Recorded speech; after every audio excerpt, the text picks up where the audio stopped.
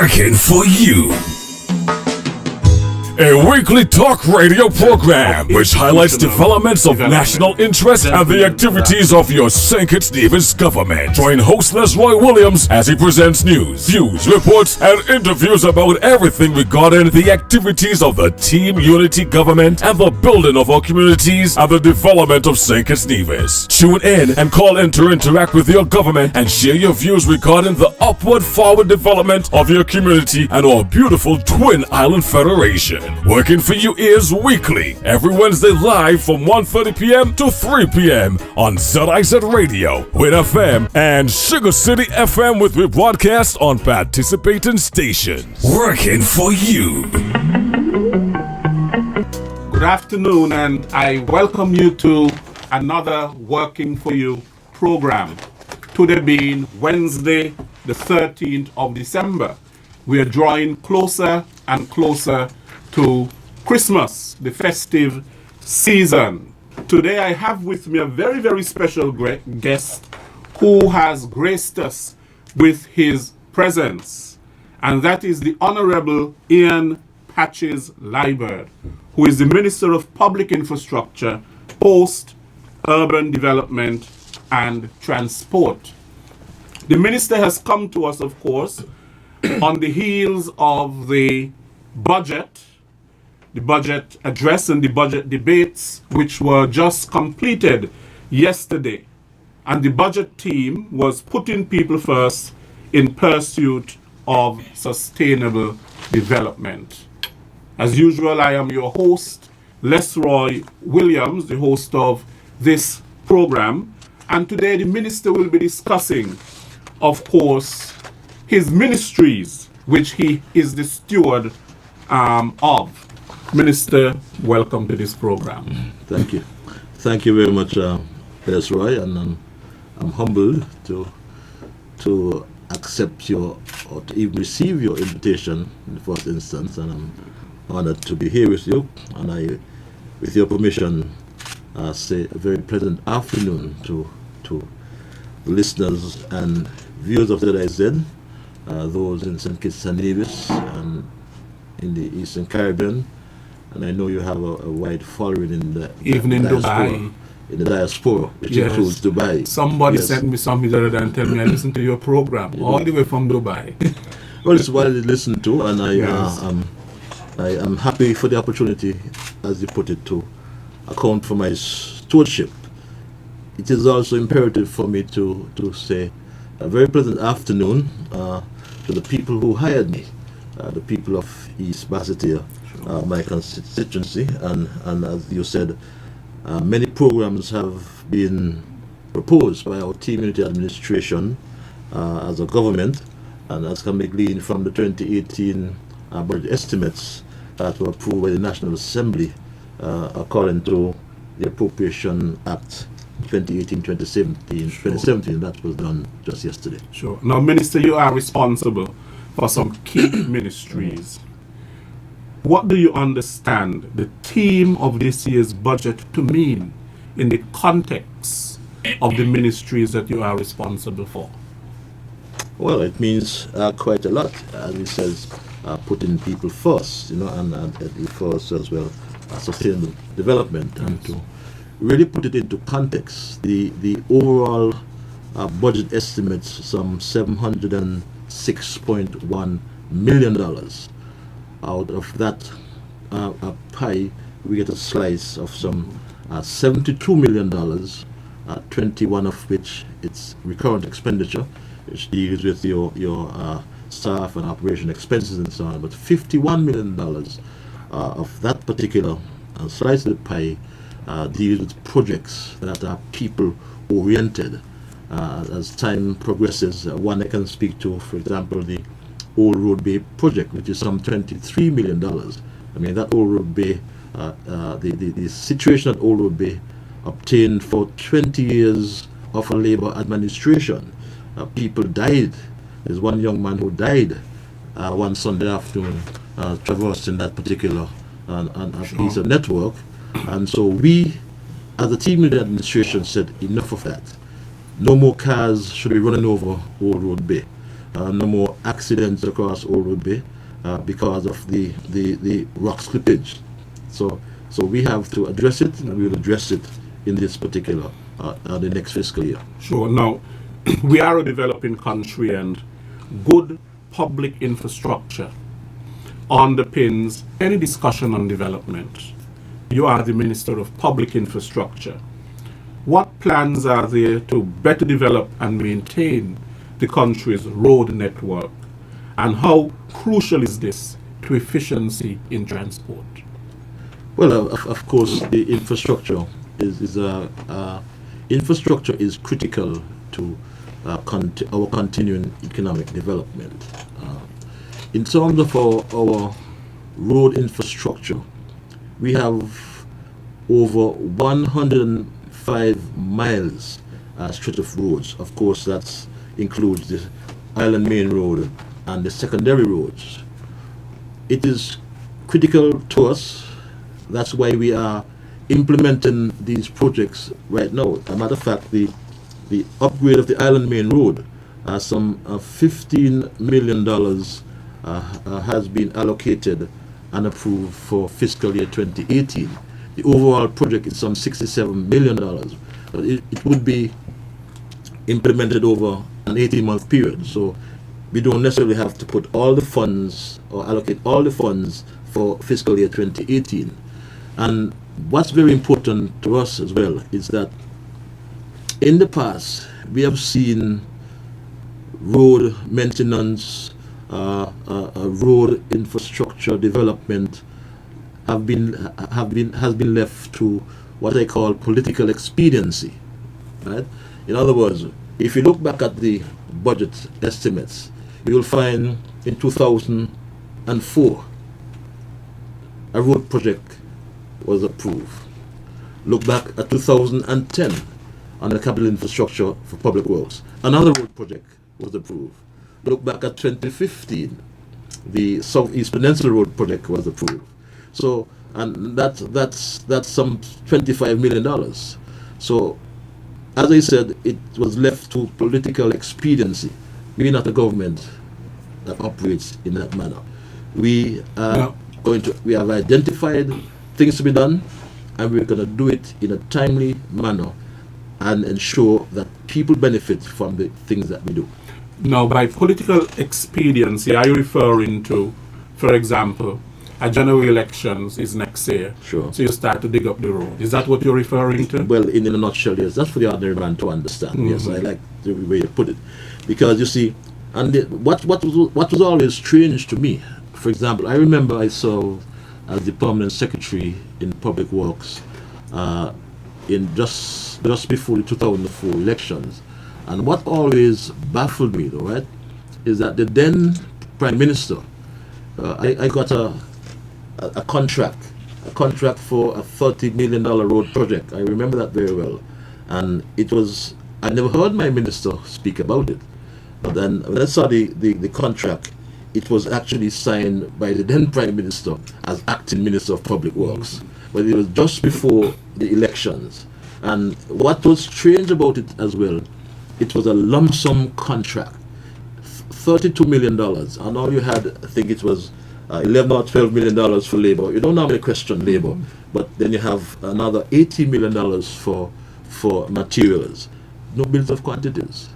And here's why I make the point at times about the political expediency.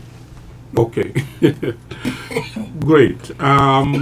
So there is a plan to upgrade the entire main road. Yes, we have on the island. We have done, just for information, we have done the preliminary work in terms of doing a road condition survey. A road condition survey was done over the last 3 or 4 months by ADB consultants from Jamaica, and that survey is the report from the survey is what we are using to guide us going forward.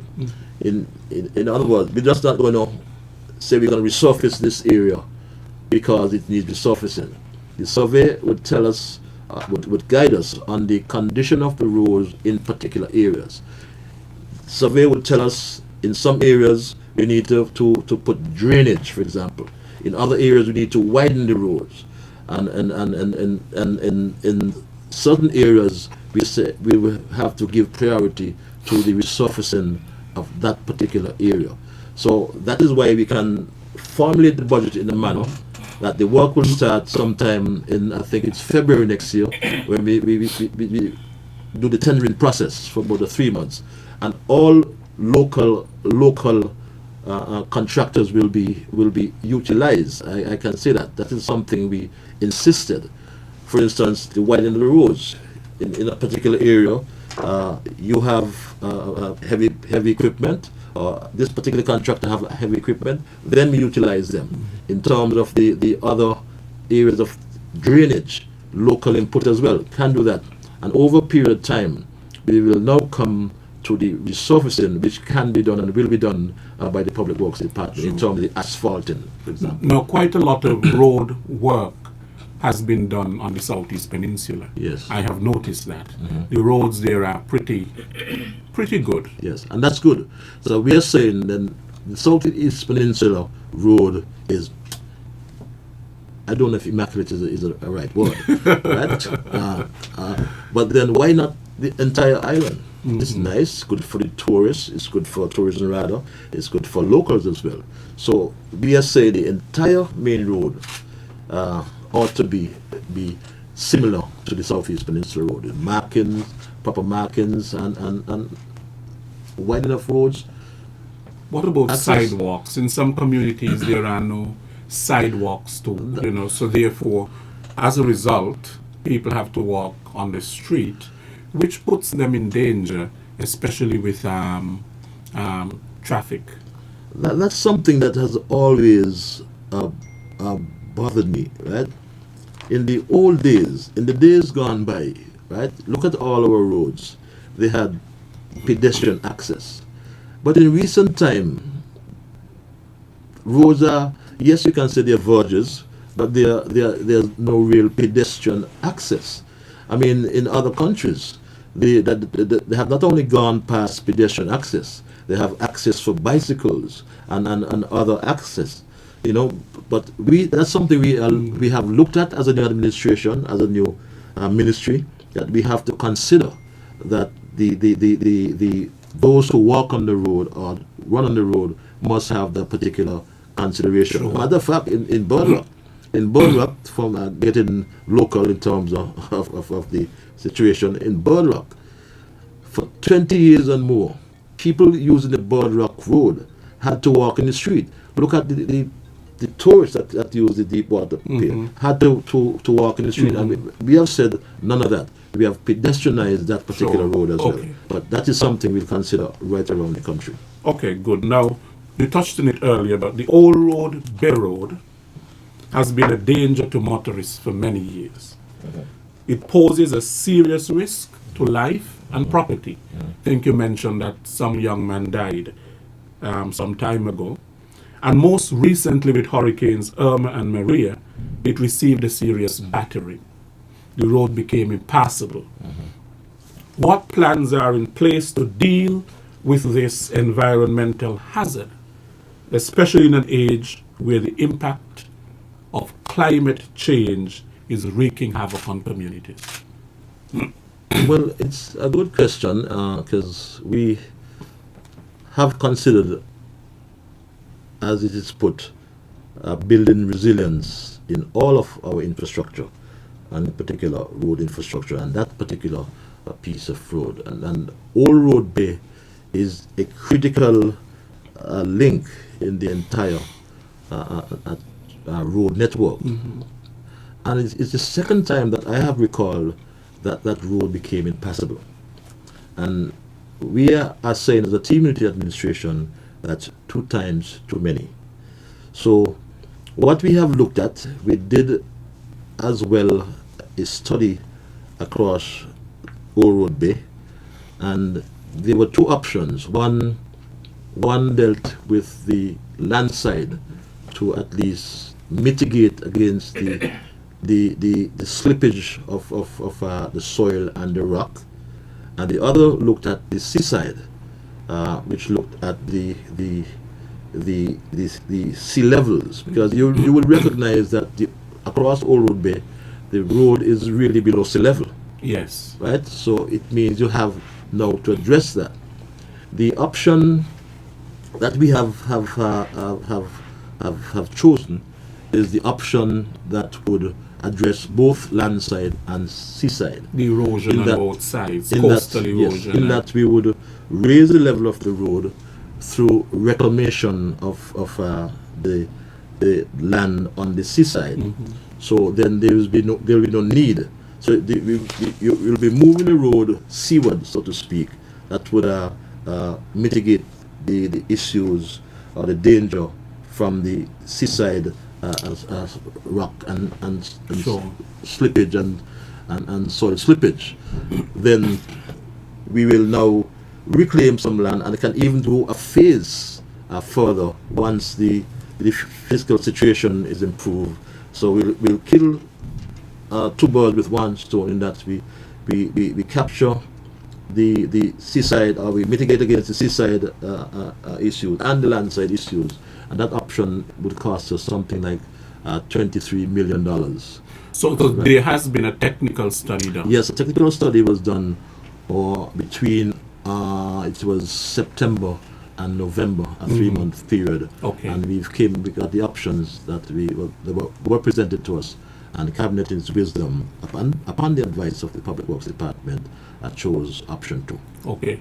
23 million, you say? Yes. Okay. It's a lot of money, but it's worth it. Well, it's worth it. When you- It's because not only commuters from the rural side were impacted. Imagine someone from Old Road had to go right around the countryside to come to town, and you're living in Old Road.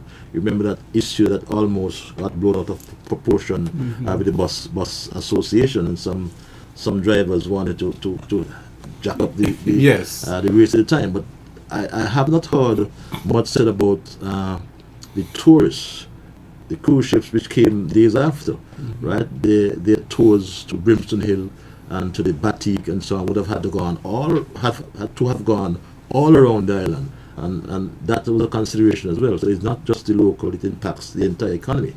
Is there any possibility of somewhere in the middle, sort of constructing a road through the mountain to reach to the other side of the island? That has been considered, I can tell you. Given our fiscal situation, it is not something that we thought we can pursue next year, for example, in our budgets, unless we find partnerships. Is something that I promote, and I know the cabinet is very receptive to, is the public-private partnership, the PPP approach. And we have, as a matter of fact, there is a study, right, that has already been done by, was done before by ADB consultants, and they have information. We can just expand on the study. But the issue was, the focus rather, was to move through to the Phillips area, Yes. right, and open up that interior. And there are ways to do that without costing the taxpayers much money or any money at all. Sure. But at some other stage we can expand on that. But Yeah, it because has been there must considered. be more than one way to get to where you're going. Yes. There's also a consideration to open up that interior going towards the St. Paul's, Newton area as well. Okay. Yes. So that would be a costly Yes. project. Yes, it's costly, but there are methods, and one method is to create partnerships. Let the private Sure. sector get involved, and that's something we promote a lot as a Okay. government. Yeah. Your public partner. Yes. Okay. Because once you open Private up the interior, you partnerships. open up land, and land is available. I mean, to give you an insight, for example, at Port Zante, some 25 acres of land were reclaimed, and the developer recovered Sure. monies from the sale of the lands. Sure. So that's something, an example one can look at. Okay. So Now, statistics are showing that cruise tourism is on the rise in St. Kitts and Nevis, bringing with it a demand for additional capacity to accommodate more cruise liners and larger cruise liners. The budget spoke to the construction of a second cruise pier in Bastille. Do you think Bastille is the best place to build the second cruise pier? How much does it cost and how will it be financed? And what have been some of the challenges and setbacks in getting this pier off the ground? What are the contractual arrangements for this major investment? Just for completeness in terms of the provision of information, this second cruise pier, or a second cruise pier, was discussed and debated since 2012, some 5 years ago, under the former administration. As a matter of fact, one would recall, or those who followed port development would recall, that somewhere in 2014, I think it was, when an apparent or an agreement was apparently signed by the then administration with a company called J.W. Cashman, or J. Cashman Inc., Okay. to construct the pier for $32 million, beg your pardon. As a matter of fact, I do have a resolution which was passed in Parliament I think it was August in 2014. That resolution spoke to a government guarantee for $32 million. It never materialized because Cashman pulled out, because one of the conditions precedent to that particular project development was that government would have had to provide a guarantee within 180 days and would have also had to grant the seabed rights as well, I think that's what it's called, within that particular period. And the government never fulfilled its commitments, and Cashman pulled out, leaving us with a bill of some $785,000 for the designs pier. Since that time, obviously 2014, a matter of fact, I recall as well, when the then Minister of Tourism, Ricky Skerritt, he had a press conference, a breakfast press conference, to sign that agreement, which was never signed at the press conference, and an embarrassment in front of the media and everybody, because, as he's put it, the lawyers didn't agree at that particular time, and this is what happened thereafter. Since coming into office, we were approached by Bazarian Finance Limited. That's the right name of the company, and we started discussions with Bazarian Finance Limited, and I want to make sure I get that name right for you, so I don't misguide you. And during the discussions, we were then approached by the CCC, the Canadian Commercial Corporation. And as I said, the port is very important for us. Very important for us in that, as you rightly said, the cruise ship cars, we've moved, whether it's going to be in Bastille or not. Let me answer that question as well in the process. Where else? We have an infrastructure in Bastille, so all we need to do is expand on the infrastructure. Now, we had discussions with CCC and Bazarian International Financial Associates. That's really correct. And the board of the authority, the board of SCASPA, looked at both proposals, the Bazarian proposal and the CCC proposal, and during its deliberation, the board resolved that we should accept the latter, the CCC proposal. The board went back after another amended proposal was received from Bazarian and looked at the proposal again and came up with the same view.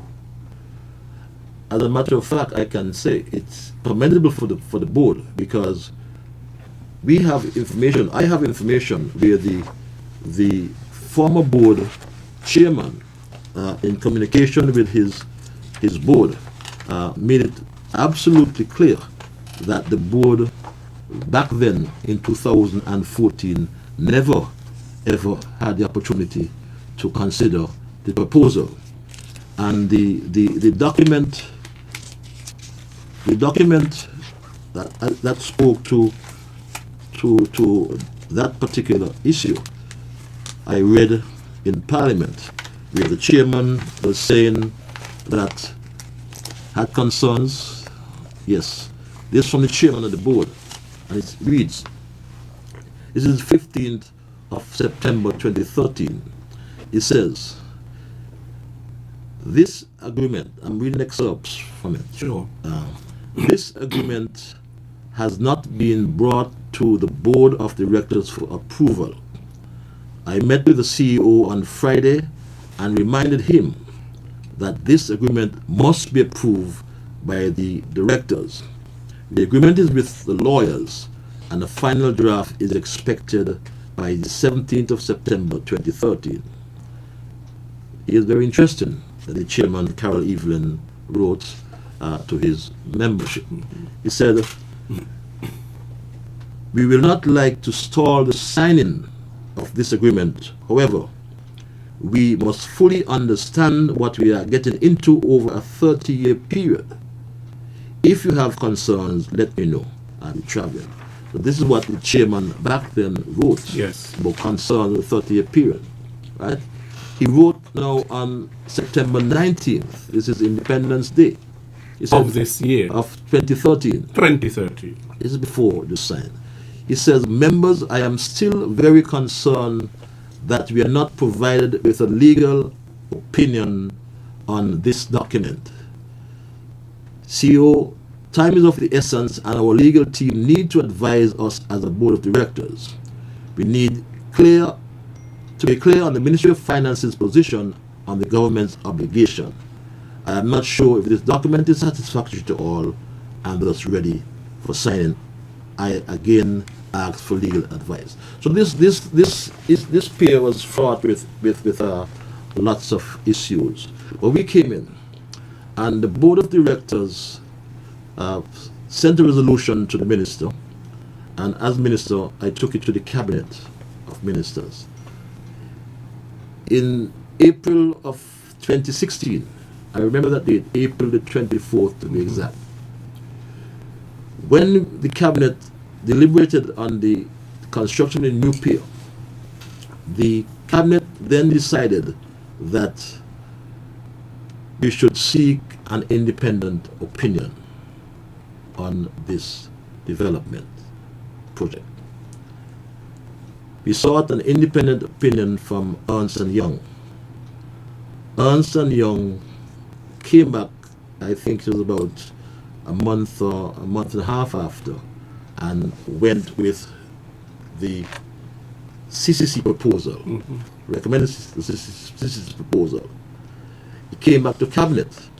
Cabinet further insisted that we should do a PPP risk analysis, or a value for money analysis. And it came out again from Ernst & Young that the CCC proposal, the traditional proposal, was the better way to go. Simply because, one, we would not have the ownership of the pier for 30 years on a Brazilian proposal, and the port would be out of pocket for over $200 million. I would have still had to maintain the pier during those 30 years. So here's where the government decided that we should take that proposal, CCC proposal. We went, and having discussed with CCC, we started speaking with the CIBC, the First Caribbean International Bank. And that meeting, it was I think it was early in 2017. And when we received the indicative term sheet from the CIBC, they were offering a rate, LIBOR, 7.5%. Cabinet looked at that and said, no, that's too high. The financial secretary was the one who recommended we should look towards the local financial market because lots of liquidity is in the banks. Then the National Bank offered to even cover the whole loan of $40 million back then. But the National Bank would have had to seek approval from the central bank because they couldn't lend, I think it was over $30 million. And we thought it would retard our progress nonetheless. So in our wisdom, we instructed ENY, or the report instructed ENY to put it out to the market, put it out to Social Security, push it out to, it went out to the Royal Bank in Trinidad, the RBTT, Barbados Bank, Jamaica banks, and everything came back to us. The information we received, the National Bank offered the best rate of some 4.5% interest rate. So too, the syndicate was formed with our Social Security Board, the SIDF, and TDC. Okay. So we in fact were concerned as a cabinet of transparency and good governance, and we are positive that this could stand the test of public scrutiny any part of the world. Okay. In St. Kitts and Nevis. Just to say, for information, we now have to follow up in the question. I'm a bit long-winded, forgive me. I had to be very clear. The cruise ship calls have now moved to 569 calls per year. We have moved from 2005 or maybe a bit later, from 250,000 passengers to 2016, 17, where through the good offices and hard work of Minister of Tourism Lindsay Grant, we are going to be having a record 1.5 million passengers in this country. So, why not send the monies? And remark you, the costs that move from $32 million to $48 million. There was a CHM2 Hill or CH2M Hill report which said that the designs were incomplete, which also informed us that the pier could only accommodate one Oasis class vessel each time. And we said no, you can't be spending that kind of money and not being able to accommodate. We can accommodate two Oasis class vessels now. The pier had to be widened, the pier had to be lengthened. We have also included the upgrade. There's some more dredging to be done, obviously. The upgrade of the Amina market. We have an area where we can stage a staging area for taxis and so on. There's security and other amenities. And obviously, there's also a tug, procurement of a tug included in that $48 million. Okay. And the price of steel now that have gone up. Insurance as well since the hurricane. Okay. Now what have been some of the setbacks or roadblocks or obstacles to getting this pier off the ground? You know, you asked that as part of the question, and I probably I missed it. Yes. But if I tell you one of the potential obstacles, because it's not an obstacle anymore, but one of the potential obstacles was a human one. A human obstacle. Human obstacle. You would not believe that the former Prime Minister, Denzel Douglas, wrote to the CCC President. I read the letter in Parliament. Wrote to the CCC President requesting that they stop, in colloquial language, stop the pier. He requested that it should not finance the pier. And I believe you're a good journalist, so you or to get as close as humanly possible to the truth. And the truth is that Denzel Douglas on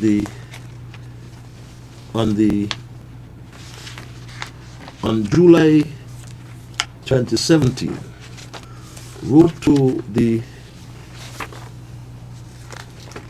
president of the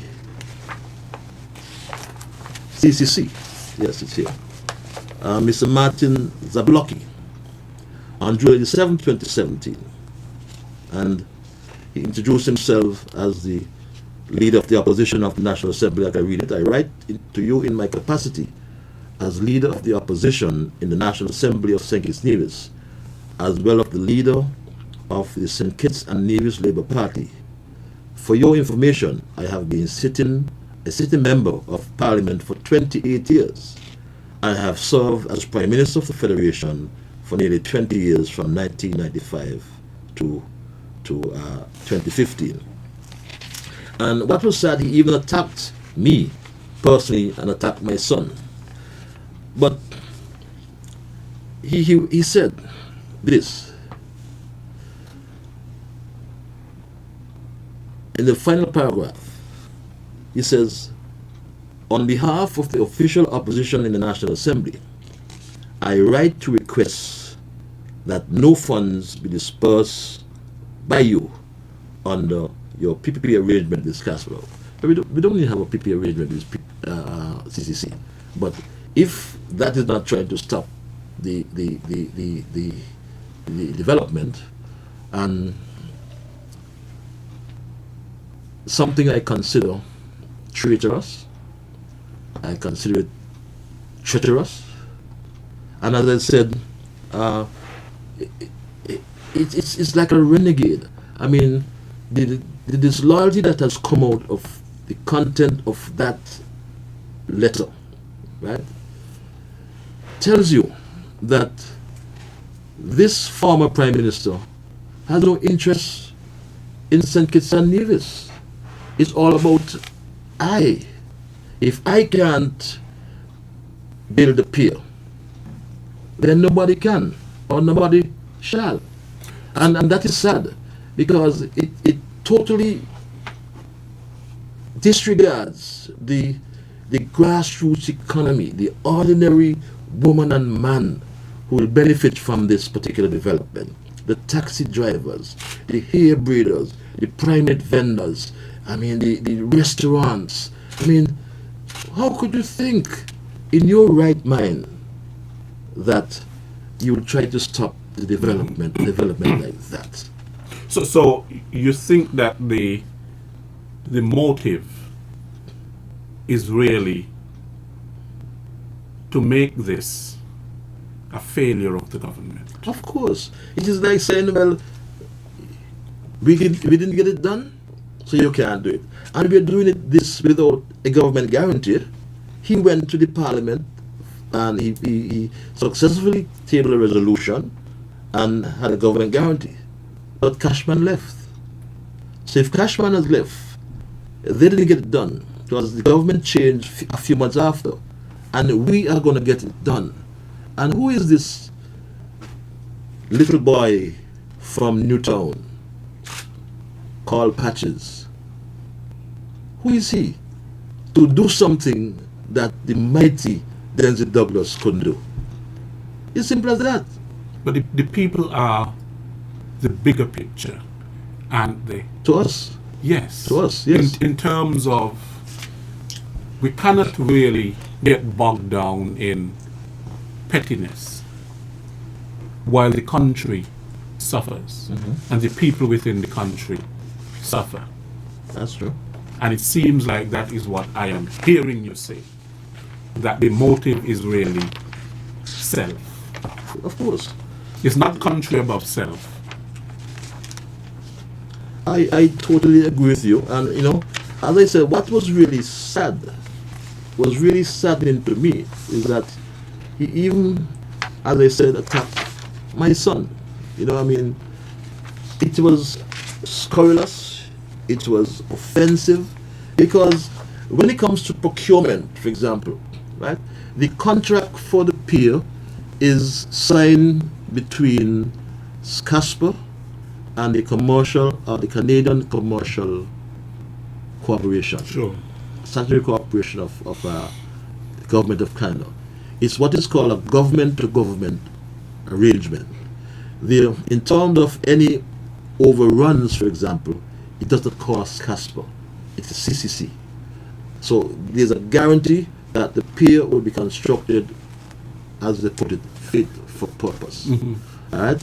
So this arrangement, which could not be negotiated by the Douglas administration, is baffled. It's negotiated now, and it took them 20 years to construct the pier, because that first pier was constructed in it was commissioned, I think, in 1996 or 1997. Fortunately, and otherwise, I was the CEO back then, and I knew in terms of the port development, I followed it. So if we find a way, if Team Unity has someone in their cabinet can move port development, that's not happy feeling for Denzel Douglas. So stop it, and that is really sad to me, really, really sad. Let's move on to traffic. Traffic in the Federation is becoming a serious issue. You're the Minister of Transport, especially with more vehicle owners on the rise. There is need for more parking spaces and road arrangements to deal with this issue. Traffic lights, I have noticed, have been mounted in areas of Bastille in hope of addressing some of these problems. Can you tell the public more about the traffic lights project? Was there a study done to determine the locations for the lights? When will they be functional? Is this busy time of Christmas, Carnival, the best time to turn them on? Will there be a public education drive about the traffic lights? Are more expected to be mounted? And what has been the cost of this project? Well, yes, Lesroy. We engage consultants to do what is called a traffic count, right? And it's not dealing with congestion. It's dealt with what is called traffic flow, and the traffic count within the city, within Bastille, having done that, the count confirmed the need for installation of traffic lights for major intersections in Bastille.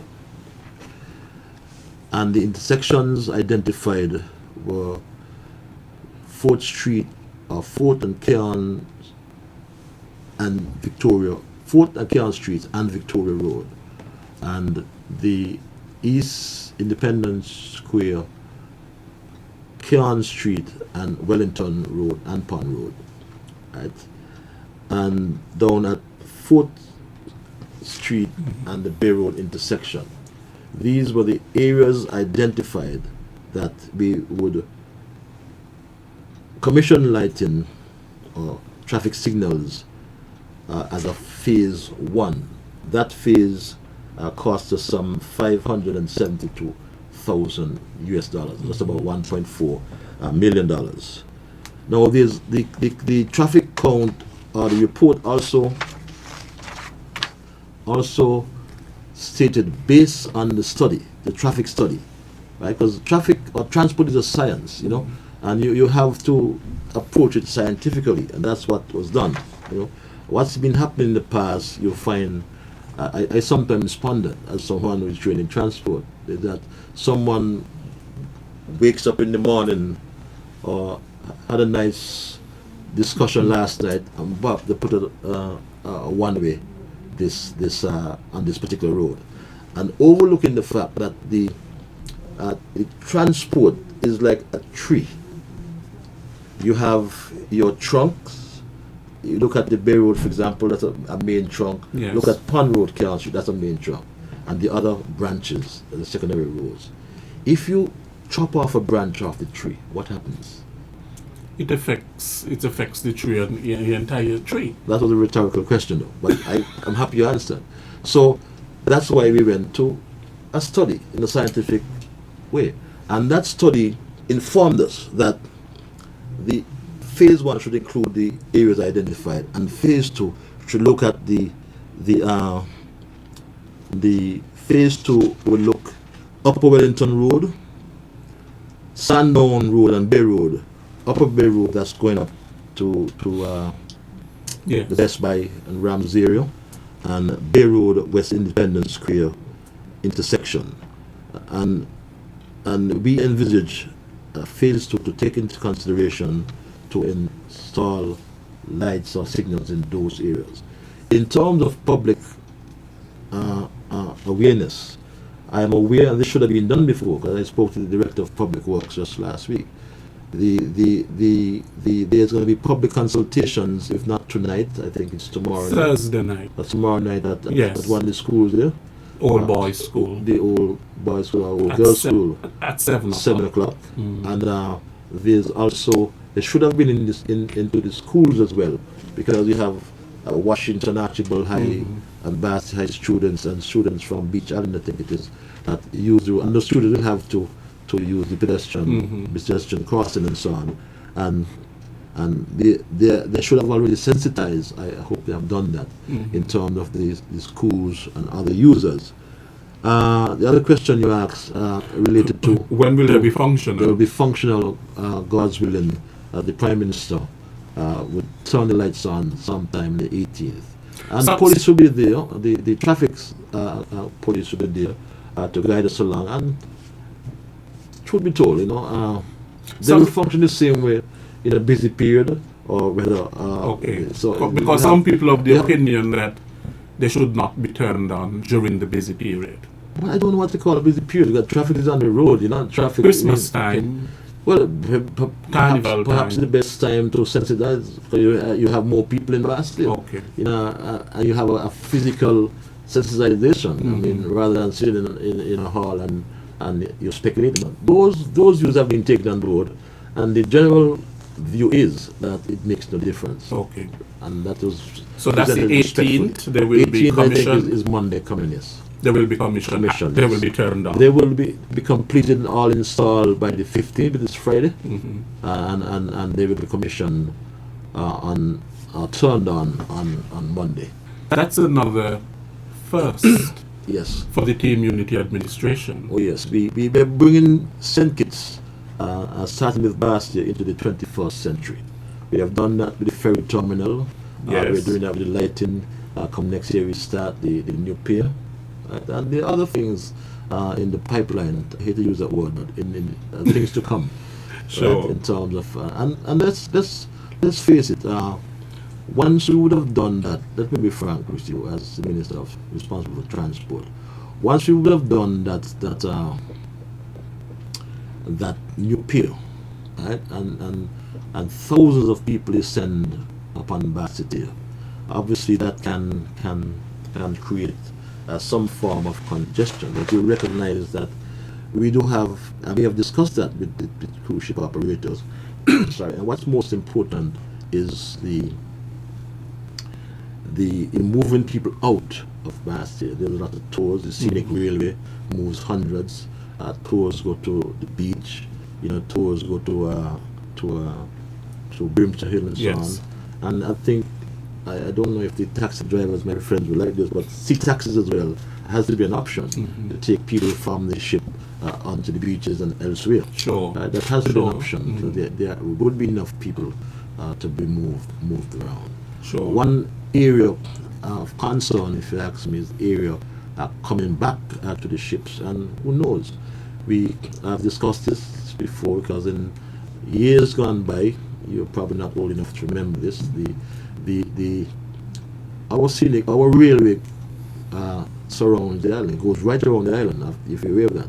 But the railway also came from the sugar factory right down. It goes on to the water port. It's not And aware. when you come down there by the fisheries, a rail came down there, because there is where the factory dumped ashes at the time. So I am seeing, down the road, I seen I'm seeing even a rail coming down along the Bay Road there, over by the revetment area there, coming straight down to the ship, or some sort of traffic specifically for the vessels. Right. Talking in terms of linkages again and transport, of course. What about the elusive bridge? I use the word elusive because it has been spoken about by every administration. Is this a pie in the sky that is only spoken about at general elections? What possibility is there for this to be a reality? It's funny you The raise that. bridge between St. Kitts and Nevis. It's funny you raise that question because I looked for our manifesto. I found my office here just before this coming here. I don't know what question we're gonna ask you, so I'll prepare myself. And in the process of preparation, I picked up our manifesto, And it's the in team the- in the manifesto. And under capital projects, it says feasibility study towards the construction of a bridge joining St. Kitts and Nevis. So at least in this first term, we promise and are committed to a feasibility study. Matter of fact, we've had an offer early in our term from a developer to do a feasibility study free of cost to the government. But there's a condition precedent to doing that study, in that developer would have had the exclusive rights to develop the bridge, and the cabinet felt a little bit uneasy with that. Since that, we've had another proposals. So we have two proposals before us. The member of cabinet and premier, senior minister and premier, asked that the cabinet would allow him to discuss this with the NIA, and we readily agreed. So it should have gone to members of the NIA cabinet in terms of moving forward with that. Okay. So it's not a pie in the sky. It's something at least we would do Potentiality there. before the term is ended, in terms of the feasibility study. And matter of fact, one of the proposals had promised to once the feasibility study is done, then they had promised to construct a bridge within an 18-month period. Okay, So 18 months. It's something that we'll have to consider, and I feel strongly about it because I believe that gives us more physical permanence as a St. Kitts and Nevis. Sure. You can go over, I can drive over. take a cup of coffee and come back. Yes. Tonight. I think it's somebody had the vision in one of their calypsos. I think it was Socrates. Yes. That sang a song about the bridge. Yes. Quite a very good song actually. And my friend always tell me that I'm a division born in St. Kitts, so I can go back home. Before we go to the phone lines, Minister Liburd, I would ask you one question. It has to do with Skelec. Skelec. And Skelec is basically the main energy provider on St. Kitts. Skelec must remain sustainable. That word we hear all the time. And one way, of course, of Skelec being sustainable is that consumers must pay their bills. What is Skelec's policy on this, and what is the responsibility of every citizen paying their bills, including politicians? Lesroy, when I was the permanent secretary, I hate to talk so much about myself, but I'm forced to. When I was the permanent secretary in the Ministry of, it was the Communication and Works, which utilities, public works, Utilities. utilities, and posts, Okay. and transport too. And it always baffled me that it was SCED then, the St. Kitts Electricity Department. SCED would send a list of delinquent customers every month and seek permission to disconnect in the village or in Tabernacle or in Newtown. And for the want of me, I could not understand why you would disconnect in the village and not in Newtown, or not in Saho, or not in Keon, right? And I never got an answer. Coming back some 10 or 12 years after as the minister, I saw the same thing obtained. The financial controller of Skillet came to me in our second week in office and said she's seeking permission to put a statement out that Skillet had now changed the Skillet since 2011 yes. from Skillet. Put a notice out that they're going to disconnect electricity in this area. And I said to her the same problem I had from since I was a PS. And two, why would I as a minister approve 2 weeks in office we start disconnecting people? She said once we put the notice out, then people come to pay. And I said no. I think we should take a different approach. We need to educate people about paying their bills. And that's when the PR started, if you recall. They put up billboards up around the countryside, and we offered, as you said, deferred payment plans. And that has worked. Right? Some people still do not pay their bills, even the politicians. As a matter of fact, the former Prime Minister, you heard him going on with lots of song and dance in the Parliament. He paid his bills, all his bills on Monday. If Skillet did not have a policy not to disconnect on a Friday, he would be disconnected. So over $15,000. Did he see the writing on the wall? He went to the Parliament and said we disconnected 800 people, but so far from the truth, right? We couldn't physically disconnect 800 people in a week. As a matter of fact, as I said, the disconnection was the former Minister of Electricity. His bill was $13,000, right? But to get to the question, we introduced this deferred payment arrangement for residential. The lots of commercial entities we could not offer to the commercial entities is like financing your business. Yes. So, but don't lose sight of the fact that when we got into office, SCED or the government owed Petrocarib, who supplied our fuel, $45 million US. Our first meeting in Venezuela, the Prime Minister and myself, with the President and the PDV people, was how are we going to liquidate this debt. And we have agreed to a payment plan over 5 years, and I'm happy to say that the government has already made 2 installments to liquidate that debt over a 5-year period. And it's good because under the PDV arrangement, and there's a 45% arrangement. We have board of directors on the the PDV, that's the local company, right? PDV pays PetroVesa, right? PDVSA, right?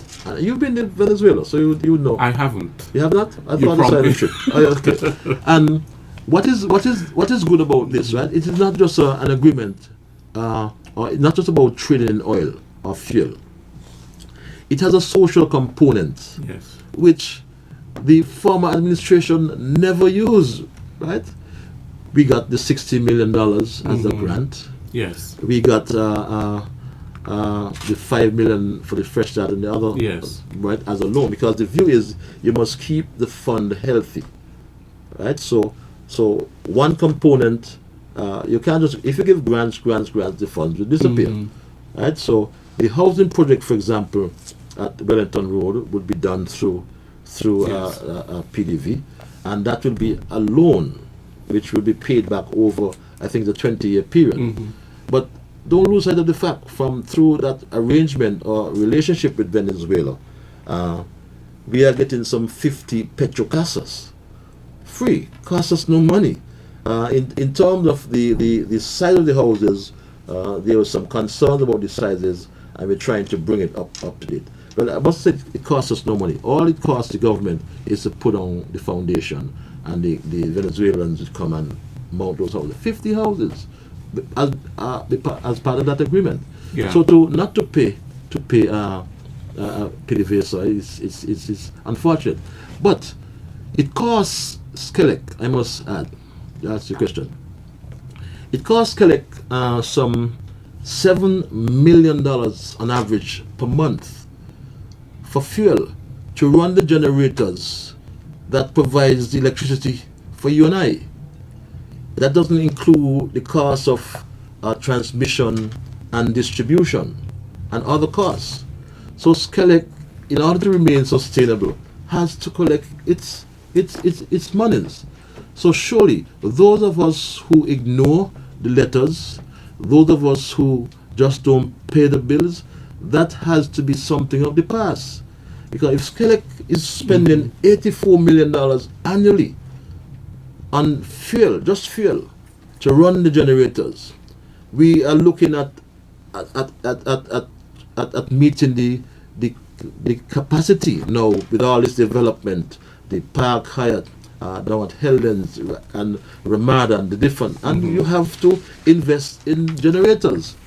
2 generators cost $61 million. How is Skelec going to survive if you and I don't pay our bills? And the minister, the former minister, should have been an example of paying his bills early. And I want to say as you well, were contested in the last elections. What's the story with that? Contester? He contested you in your constituency. He couldn't. He'd lose. If But he he contested. He contested the last election. Oh yes, but he lost. I know he lost. Yes, I don't understand the point. But I want to say The to point as well, is, what is the story with him and electricity? well, I'm advised just yesterday that 2 of his properties are still currently disconnected. There's one for $5,000 debt in what's it called, Gulfview, and there's another one in Frigate Bay. I don't know if it's at his home, right? But so he's still owing almost $8,000 or $9,000. So I mean, he has to pay his bills. So both properties, two properties of his, I know. Electricity was cut. Yes, Electricity. I can confirm that I was advised yesterday, and I have the information that they were disconnected up to yesterday.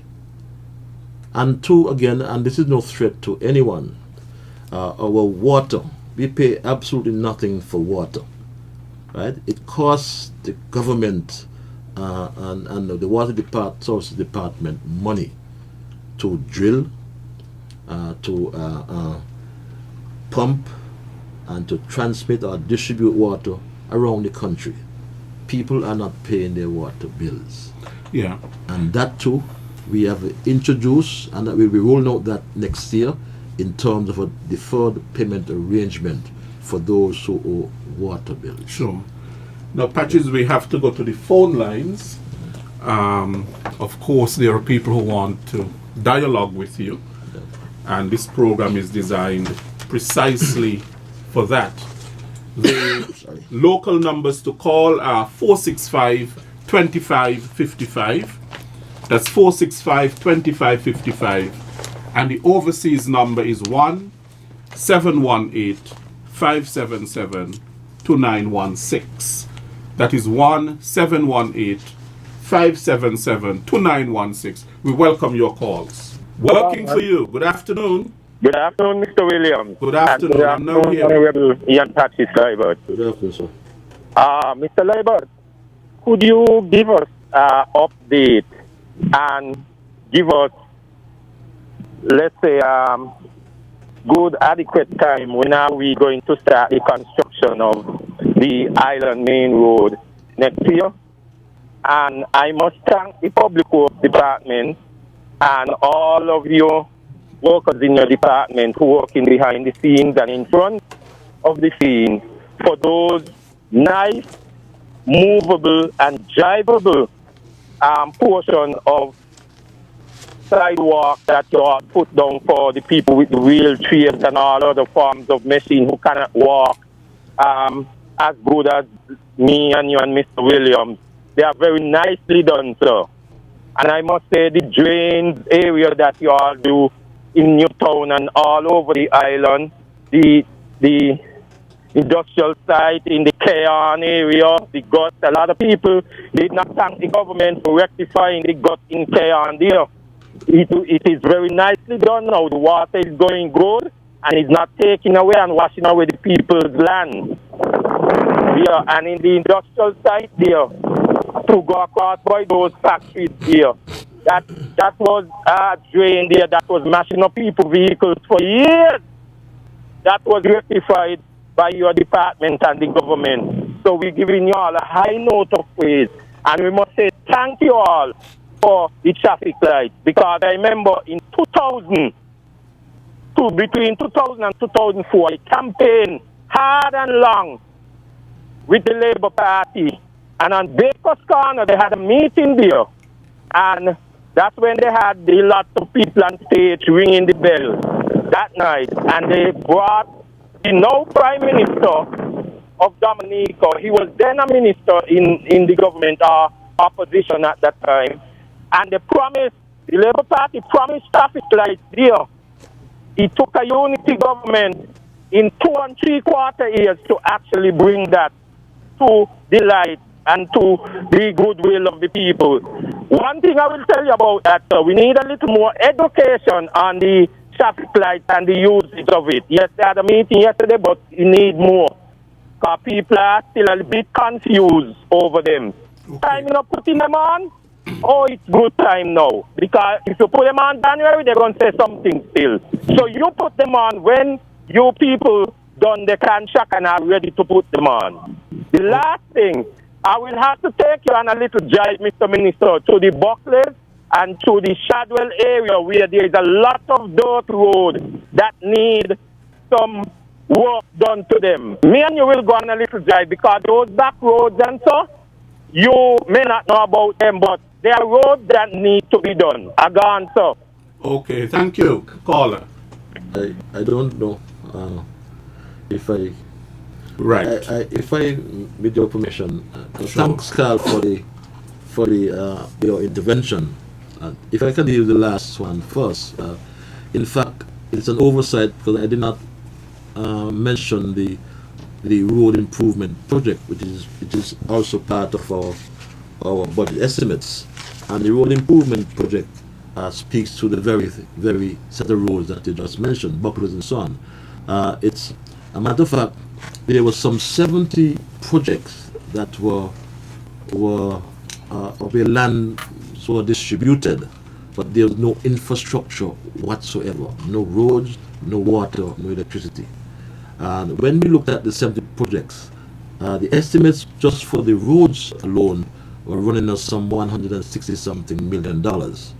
We scaled that down to 30. You scale that down, sorry, to 30 roads, yes, and it was running us something like $60-something million. And we have now going to prioritize these roads, and we have an estimated budget for the road improvement project which will cover the dirt roads as we refer to them. The wheelchair access, yes, we must commend the Public Works Department for putting these ramps on the roads, the drains and the guts as well. In terms of the Island Main Road, though, your substantive question, the Island Main Road project would be done or implemented over an 18-month period. So come January, the first 2 months of the year, we will issue our tenders out for the certain parts of the road which will be done. For example, the drainage. The drainage will be done in 4 months between February and July, and there's road wheeling and asphalt and so on. But we have a call. Yeah, we have a call. Working for you. Good afternoon.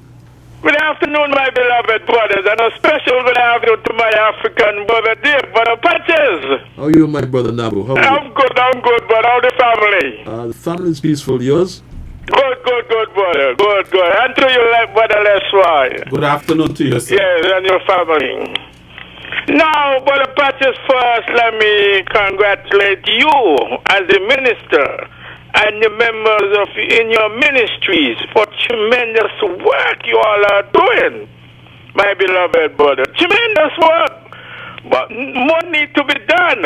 And let me congratulate the government too. But more needs to be done, brother, and more speedily too. And I have, well, you know, you hear this before, brother. I want to know when you're the minister responsible for sports, Brother Richard, the Prime Minister, and you, Brother Patches. When you are going to fix up Kansas Pasture, beloved brother, I ain't getting tired of anything like that. You are going to hear it, brother. The brothers that need Kansas Pasture, and the sisters them too. We need over there to be developed into a modern sporting complex. But the practice, and you know, I outlined that to you on several occasions. Even before you are minister, my beloved brother. Again, I am calling and this administration to take care of Kansas Pasture for the people of Dearby and the surrounding area, the entire St. Kitts and Nevis, all the communities, every other place is getting fixed up. What happened to the people of Dearby, my beloved brother, Mr. Prime Minister? The Minister of Sport and Brother Vernon. I know you're the caretaker. I want to hear your voice to my beloved brother. Okay, my brother. Okay, thanks again. And Brother Patches, keep up the tremendous work. Take care, brothers. One love. Okay, thank you for your call. Well, if I want to thank our brother from St. Kitts, who is now in New York for most of his life, and for the commendation that we for commendation given to our team in the administration, and we take we'll take heed of your view that more need to be done, but without making excuses. All we can do, we will do it within our fiscal constraints or our budgetary constraints. As remember, we came from a situation where this government, or the former administration, beg your pardon, was debt-ridden and went cap in hand to the IMF. We, as a matter of fact, came in and we paid off that IMF debt, some 180 million US dollars, I think it was. And in relation to Kansas Pay, I am familiar with that area. As a matter of fact, as Secretary of the Football Association, we played football on matches, competition matches on that ground. I know there were issues as it relates to the wind direction and so on in terms of the configuration of the playing field, but I don't know what happened since that time, but obviously it's something need to be considered, if not there, elsewhere, for the Kansas or the DFP area, which has we used to go there for church picnics and so true. on that I remember. Now, Patches, I have some other questions for you. The cleanliness of Bastille, it is becoming an issue. The drains, the smell, especially in a tourist-driven economy, and concerns about health and aesthetics. What is being done by the government about this? Well, I would agree with you, because it's said that our health is our wealth. A matter of fact, the senator in the Ministry of Health convened a meeting with the Parks and Beaches, the Solid Waste Management Corporation, and the environmental and health workers, whom I consider all sanitary engineers, right? They're no drain cleaners and street sweepers and so on.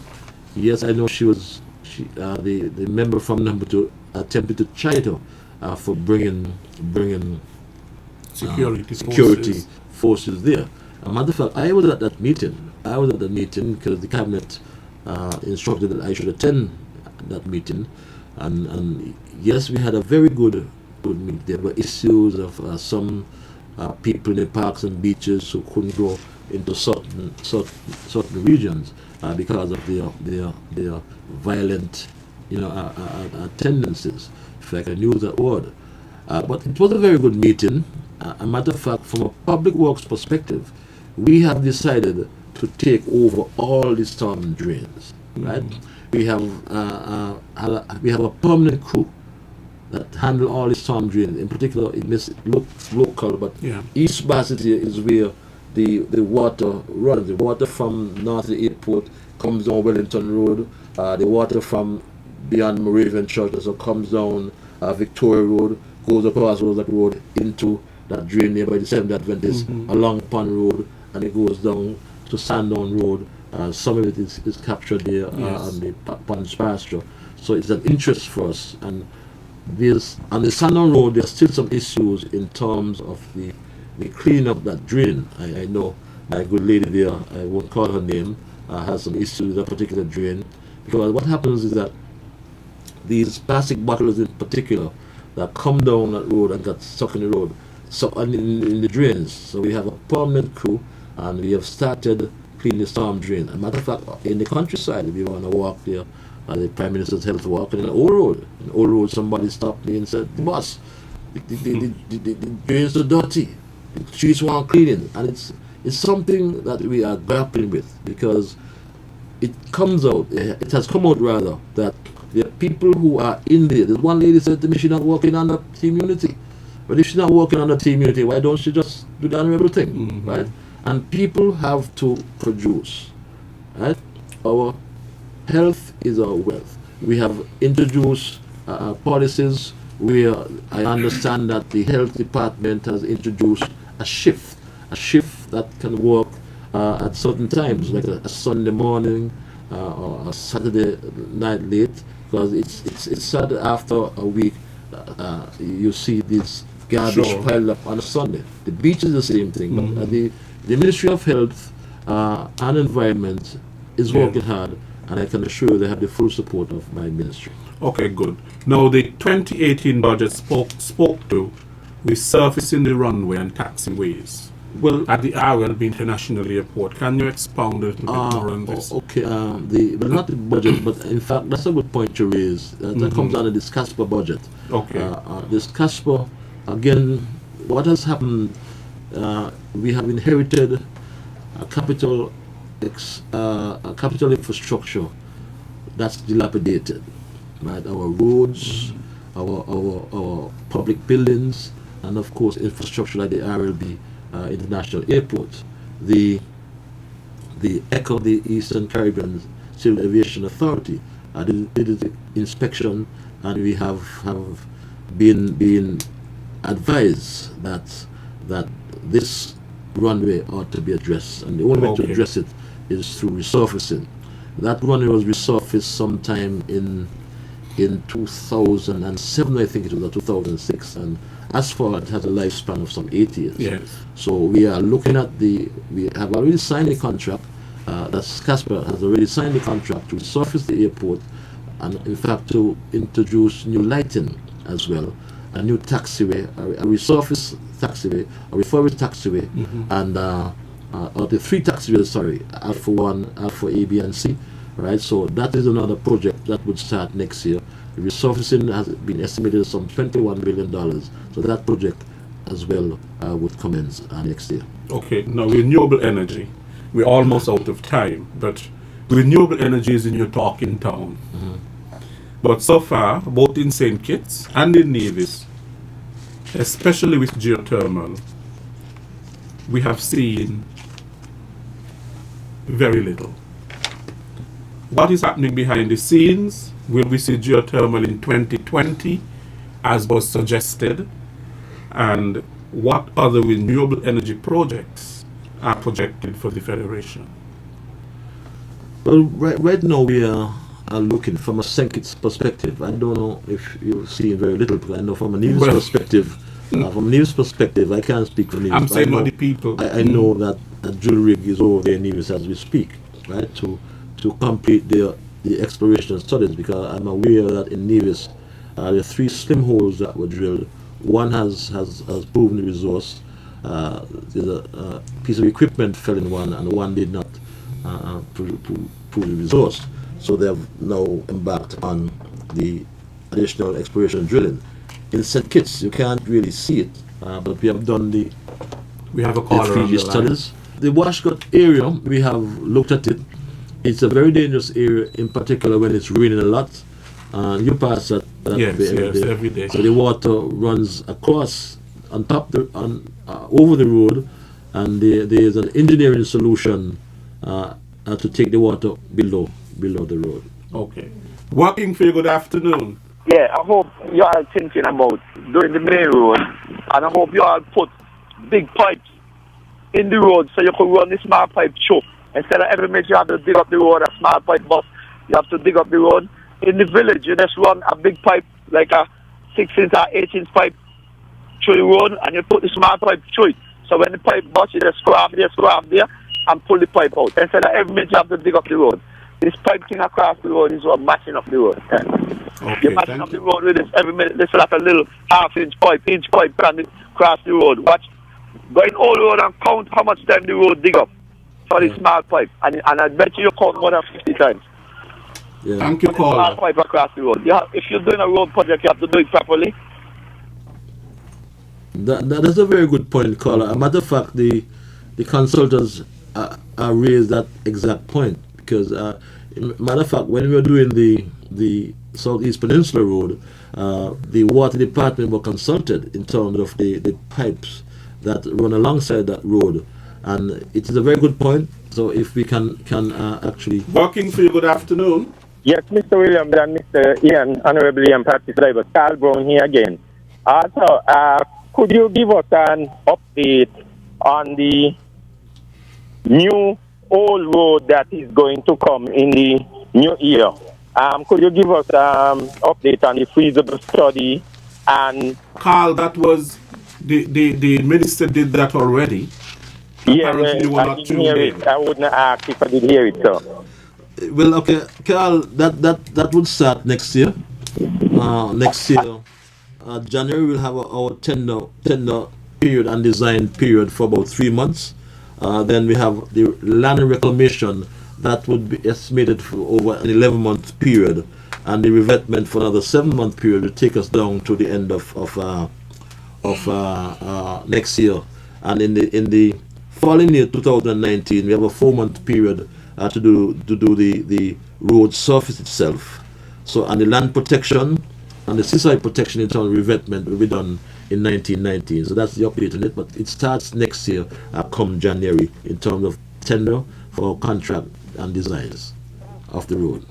So, I must tell you that the tourists and the taxi personnel that take the tourists across to the Dr. Kennedy C1 Highway, they give high compliments of that road, how nice it is feeling when they're driving on it.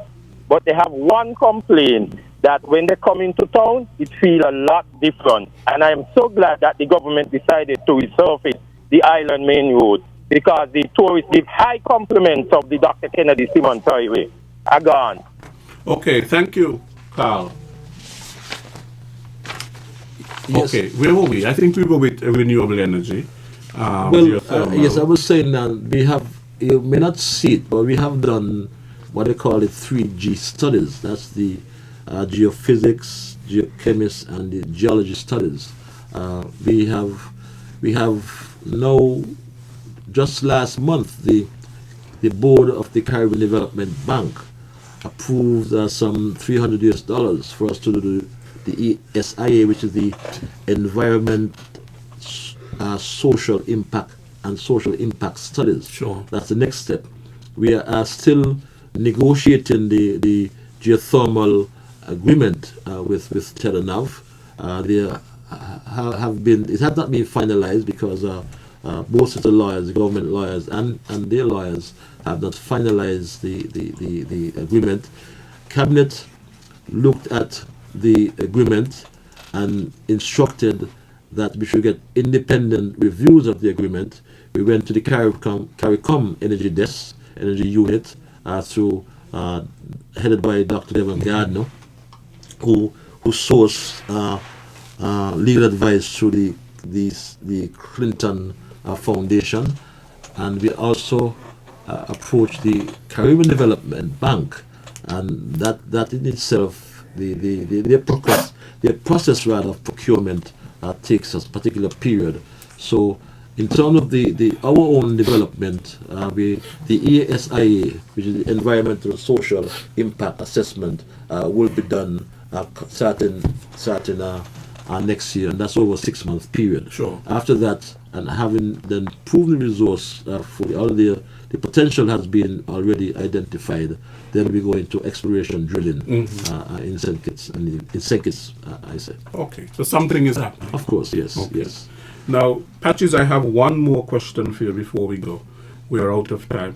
With climate change, we are seeing less rainfall, resulting in the water table being affected adversely. What is the government doing to conserve and preserve this precious resource? Well, the government has looked at several options.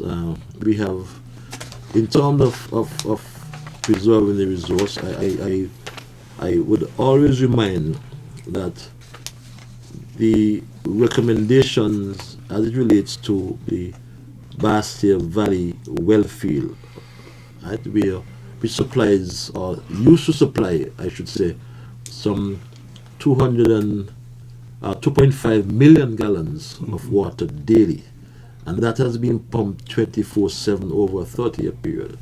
We were 4-1 way back in 2009.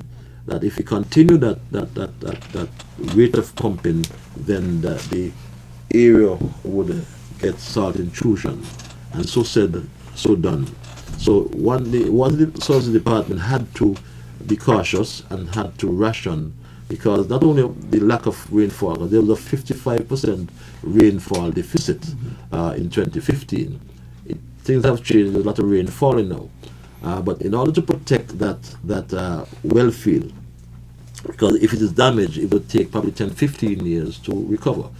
So we did rationing. We looked at options of reverse osmosis or desalination as well. We first looked at the desalination plant down in the valley.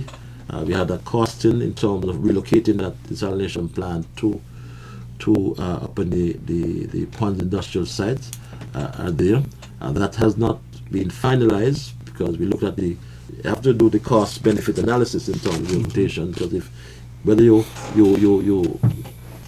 recommission it or you have it operational with that, but in the area of Sandy Point there's no deficit in terms of water. Okay. So whether then to pipe that water all to town, but to answer in short, the option or the recommendation is to look desal or desalination. In the meantime, we have engaged Ocean Earth Technology, and prior to our time, BEAD has been there, still there. They have not really delivered as they should have delivered in 12 months. They have not done that. We are still working with them, and Ocean Earth Technology has always recommended, have done some initial studies to move the wells from the well field up to north of the airport, because don't lose sight of the fact the Bastia Valley aquifer is not just limited to the well field. The aquifer starts from Olives Mountain in the west to Canada Hills in the northeast, to Connery Hills in the east. So all that area is the aquifer. We know that has been some development on the aquifer up in those hills in Olives and the areas in Ojigot and so on. So when the water comes all the way underground, right down to, and it settles in the well field over there in Ponds area. Yeah. And when it's saturated, when the soil is saturated, beg your pardon, it then runs to the sea, right? So because we have a highly porous soil in St. Kitts, what they call, I think they call it sandy loam soil, and the water trickles all the way down. It's very interesting if you look at these studies. So that's an option, desalination. We also looked firstly as well as trying to the possibility of connecting into the Marriott desal plant. We've had discussions to at least when things got real bad in East Basseterre their supply is more than the demand for the hotel, and that's an option we can. But we were looking at the cost to buy that water or at which that water is manufactured, and the cost to which we unsell to the consumers. And that, I can say, is a highly subsidized cost, and government really has to look at the costs for water in St. Kitts. Well, sir, we are out of time. Is there anything you would like to say in parting?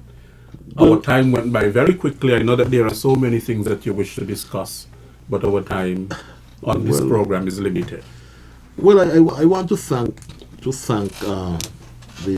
I must thank Almighty God first of all for blessing me with the opportunity to account for my stewardship. I want to thank you and your team of your producers, Sage and my good friend from Newtown. I'm adopted, right? And McCall and others, right? My good friend from the village over there. And ZIZ, I want to thank the ministry, which I head, the Permanent Secretary, the members of staff, the Director of Public Works, Director of Maritime Affairs, Director of Urban Development, and our engineers, especially our engineer there on roads.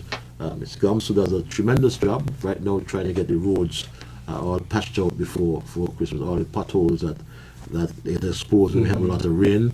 And I hope I didn't forget anybody. Our water department, of course, Dennis and his boys, we have introduced the salaries or the wages for the water services department is now regularized, and we want to thank our Prime Minister, Minister of Finance, all my cabinet colleagues, and of course I must thank the people of East Bastia for continuing to repose their confidence in me.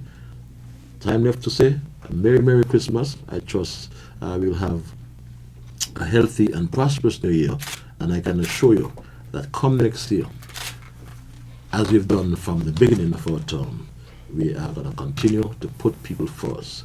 We're going to roll out all the projects: the East Bastia bus terminal, the West Bastia bus terminal refurbished, the ferry terminal was just completed, the new cruise pier would commence, the Island Main Road, the Old Road Bay, the airport refurbishment, and the list goes on. Sure. I want to thank my cabinet colleagues as well, Prime Minister, who is head, and all my colleagues for the support that they have given to me personally, and for the commonwealth, the love that's felt each time we have a cabinet meeting. Contrary to what people said, there's a love of labor in the cabinet, and we as a team unity administration would take that into 2018 and beyond. My advice to you. Thank you as well. Thank you, Patches. My advice to you: make sure your electricity is not cut. Pay your bills. Mine was cut one time. Really? Years ago, they cut my electricity. They cut my water for $200. Really? Just when I was campaigning. And it's not anything vindictive, just for full disclosure. So, but pay your bills. I pay my bills. Oh, good. Right. I want to thank you so much, Minister Liburd, for coming on this program. It's been a long while since I've had a minister on the program. I've had other government officials on the program, but it's been quite a while. I wonder why he ignored me, though. I wondered why he ignored me. Well, I think I kept inviting you, but I thought I didn't do a good job. You always do a good job. Always. Yeah. You're always prepared. That is one thing I can say about you. So thank you very much. You have been listening to another edition of Working for You. I want to thank all of you who tuned in to today's program, all of you who listened attentively to all that the government is doing for the people. I want to thank all the callers, those who gave you constructive suggestions and asked questions and so on. We thank you every week for calling in and for listening to this program. And remember, the Bastia High School will be, construction will start next year as well. Construction will start in the Bastia High School next year. I am your host, Les Roy Williams. We will see you next week, I think, for our final program for the year. Have a good day.